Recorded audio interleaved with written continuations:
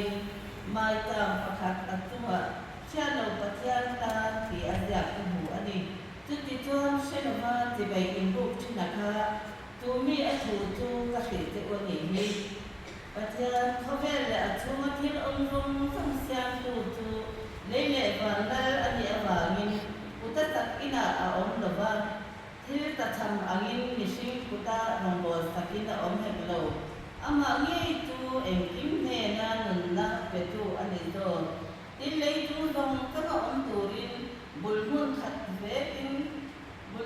vekin arwa nam tina siama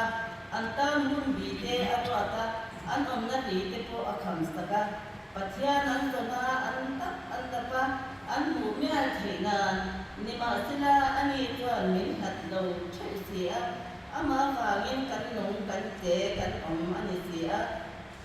in na pathian tu e ma ko in ke ni ko atha te kan ni si di a asai ang kha se ko kan sia de an ko kola sa kwa mi te ne na te ko ko le khaton bung mi tang song ko le song ko sa di te ti chuan e thua e mo in thua e mo ku mi thua e mo khat thua e mo to me thua e mo tu man se se tu su te tu thil lo thil tu te in ani a ta ke ro tu thi ta ani a tu kan sa te dai kan ta kan man me sa te trong thời đại cũ ở đây mà em bật ra chúng đúng là trong phòng để thế bật ra nung là em kiếm thì ý định giờ đây qua vẫn bật ra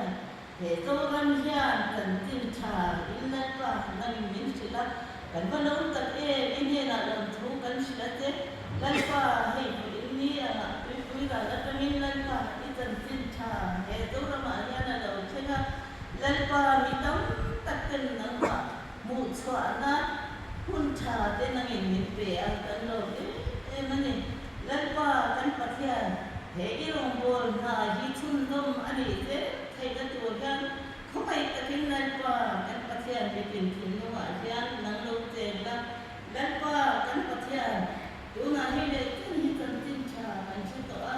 ama ya ro tu lalpa na she lo te mi ta tak kan na om be te ko ni heng tin he na to hian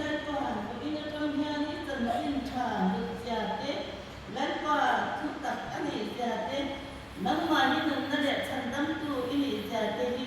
athara lalpa kancha le de thela tu dan mai takin thok tu ti thilu lalpa nang in ha i tho de kan tu e